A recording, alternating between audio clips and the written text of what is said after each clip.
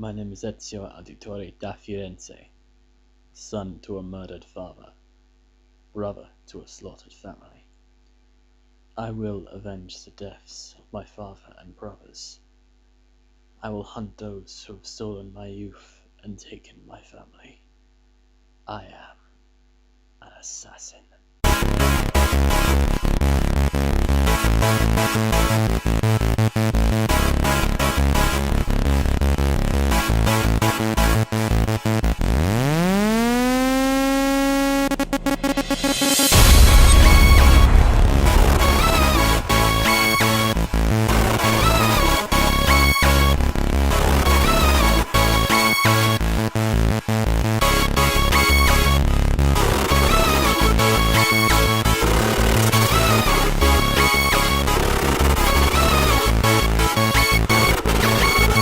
Hello YouTube, I'm Darkest101 and welcome to the last review of Double Dip December.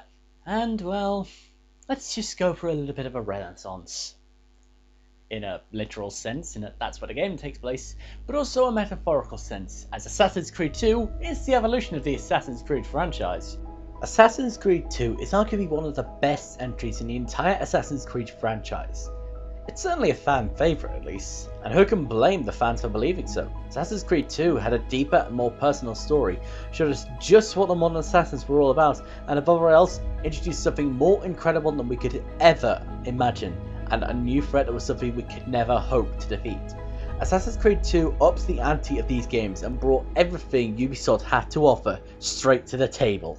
So let's have a bit of a look-see at why this game is one of the most beloved of the series. Well, for starters, it doesn't take you fucking years to reach a viewpoint. Good god, I am so relieved. That was something I hated doing before, but now it's actually quite quick. And what's more, the viewpoints aren't crammed together like they were before.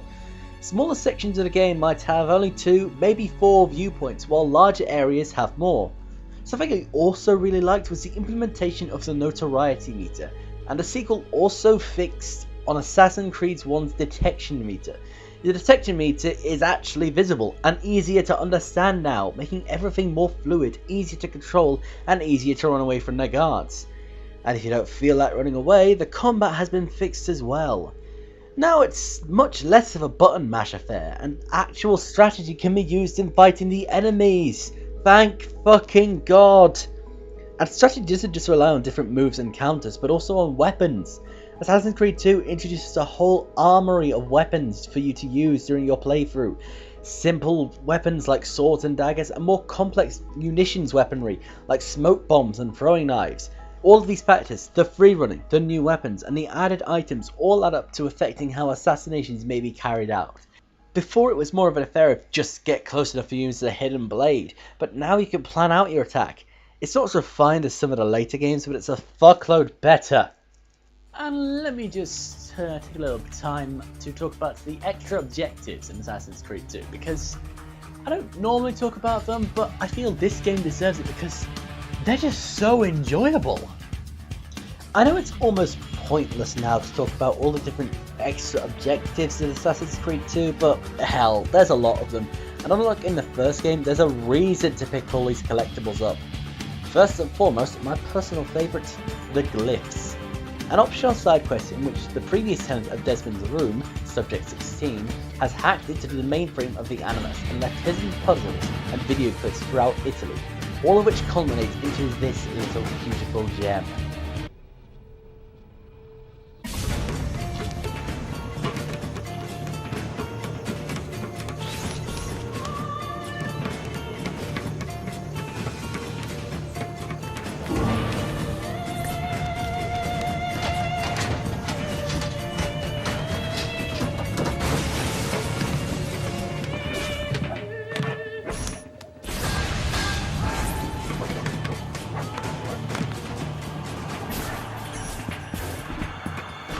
Adam, I have it. Eve, Look out! Wow. was that what I think it was? The puzzles themselves vary from easy to head-scratchingly internet consultancy difficult, and the reveal at the end is definitely worth all the effort put into finding the different glyphs and videos and solving all the puzzles. which is a pity when you consider that Ubisoft didn't really do anything with the idea. The next optional objective is the Assassin's Tombs. 6 tombs all scattered across Italy, each with their own seal. Each tomb carrying all of your skills and pre-running to reach the sarcophagi of each assassin. The seals you get from completing each tomb act as keys to a gate, and behind said gate is the armour of Altair. I'm not sure why or how his armour looks nothing like his assassin's robes, but what the heck. And finally there's the feathers. Yes, these pointless little eagle feathers actually do unlock something. At 50 feathers you unlock the Condottiero? Fucking Warhammer, which is just another cool weapon to unlock, I guess. And at 100 feathers you unlock the game's hardcore mode in the form of the Auditore Cape, which gives you max notoriety whenever you wear it. You know, for players who think this game is way too easy. Although actually it kind of is. Anyway, Assassin's Creed 2 begins with everyone's least favourite avatar, Desmond, giving us a slow rundown of the events of the first game. When it finishes, Lucy, Warren Vidick's assistant, arrives and takes Desmond away from Abstergo, revealing herself as an assassin plant inside the Templar Order. Meeting up with 2 more assassins, Rebecca and Sean, Desmond is placed inside a new animus to relive the memories of his ancestor, Ezio Auditore da Firenze. So I guess that means we're in Italy? Here we go! Fuck was that? Ezio lives the good life as a Florentine noble, spending his days with his brothers, Federico and Petruccio, his sister Claudia, his mother Maria, and his father Giovanni, as well as his lovely muse, Cristina, and a friend of the family, Leonardo da Vinci. His life, however, comes crashing down around him when he, his father, and his brothers are tied to a conspiracy against the city of Florence. Whilst Ezio escapes and tries to save his family from the noose, his trust of Uberto Alberti results in less than fortuitous results. Okay, seriously, what the fuck is that? Aided by a courtesan named Paola and Leonardo, Ezio managed to repair the assassin's blade inherited from his father and prepare him to exact revenge against Uberto. Assassinating Alberti in full view of Florence, Ezio flees with his mother and sister to the Auditore Villa and to the safety of his uncle Mario. Keep the sword, Ezio. Do I know you from somewhere? Don't you recognize me? It's me, Mario! Oh, so it's you causing all the 64 references. Although initially prepared to leave Italy for good with his remaining family, Mario's teachings of the assassin and Templar struggle eventually persuade Ezio to stay and help him eliminate all those who were involved in the conspiracy that resulted in the death of those he loved. Thus he begins a quest that takes him from Florence to the watery canals of Venice, all the while killing Templars and occasionally learning more as an assassin and gaining more equipment to use as such. Such equipment includes a second hidden blade to complement the one he inherited, a poison delivery system for his first blade, and a motherfucking gun mounted on his wrist. All these devices and more were courtesy of Leonardo. Along the way, Ezio meets with several different allies wherever he goes, La Volpe, Bartolomeo, and Niccolo Machiavelli to name a few. Eventually, 10 years after seeing his family die, Ezio learns of the return of the Templar Grand Master Rodrigo Borgia, aka the Spaniard. Rodrigo, having returned to Venice after an expedition to Cyprus with a piece of Eden now in his possession, hopes to fulfill an ancient assassin prophecy to reveal the identity of a man named the Prophet. The Prophet, in turn, will open a vault, which contains something of great and terrible power. The Pandorica, of course! Ezio and Rodrigo begin fighting over the Apple of Eden. Ezio for the revenge he sought after for 10 long years, and Rodrigo under the bitter delusion that he is the Prophet. Rodrigo, however, is forced back by the arrival of Ezio's allies from the events of the game, revealing them all to be assassins, each of whom trained Ezio in some fashion or another, and turning him into the deciding factor in their battle against the Templar Order. With the piece of Eden in hand, Ezio and the others return to the assassin villa to uncover the location of the vault, which takes place fucking years later because of DLC. The location of the vault is revealed to be under the Vatican, as luck would have it. Rodrigo is also in the Vatican. It just so happens he's the Pope. To be 100% honest, I say 3 birds, 1 stone. Throw that motherfucker as hard as you can. Ezio confronts Rodrigo, but his initial assassination fails due to Rodrigo now possessing the Papal Staff, another piece of Eden. With Ezio holding the apple and Rodrigo the staff, the fight appears initially equal, but the Spaniard takes the apple and the upper hand, descending into the vault. Ezio follows suit, and the two bitter rivals settle their differences, mano a mano. Open! It's over, Rodrigo. No more tricks. No more ancient artifacts. No more weapons. Let us see what you are made of, old man. All right then, if that's how you want to play it. Ezio kicks the crap out of the Pope and opens the vault, initiating the mindfuck of the millennium.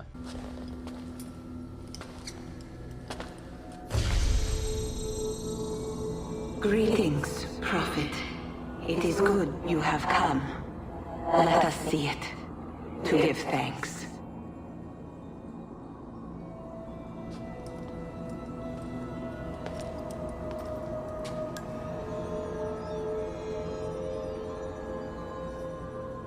We must speak. Who are you? Many names. When I died, it was Minerva. Before that, Merva and Mera. And on and on. The others, too. Juno, who was before called Uni. Jupiter, who was before called Tinia. You are... gods. No, not gods. We simply came before. Even when we walked the world, your kind struggled to understand our existence. We were more advanced in time. Your minds were not yet ready. Still not. Maybe never. No matter. You may not comprehend us, but you will comprehend our warning. You must. None of what you are saying makes sense. Our words are not meant for you. What are you talking about? There's no one else here. Enough. I do not wish to speak with you, but through you. You are the prophet. You've played your part. You anchor him, but please be silent, that we may commune. Listen.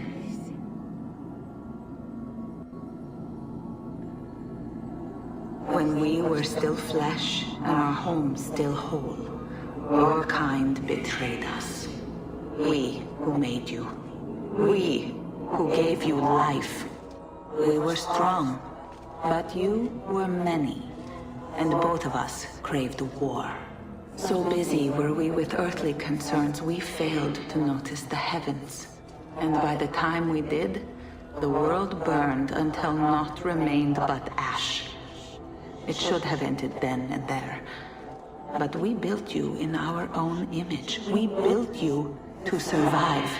And so we did. Few were our numbers. Your kind and mine.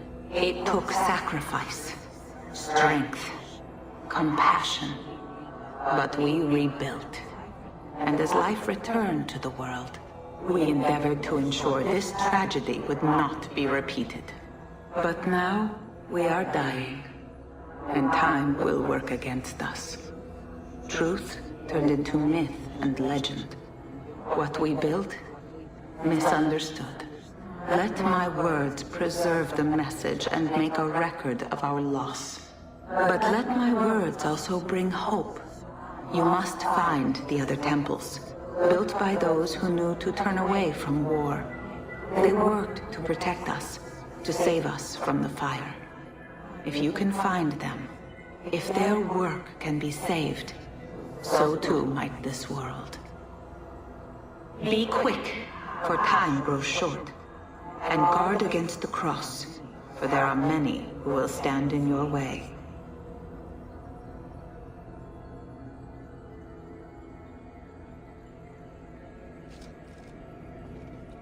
It is done. The message is delivered. We are gone now from this world.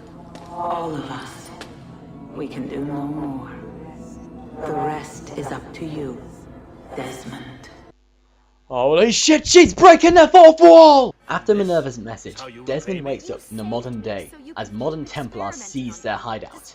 Fleeing from the scene, Desmond and Lucy try to make sense of what they saw in the vault, believing salvation from the coming disaster to reside in the temples Minerva spoke of, thus ending Assassin's Creed 2.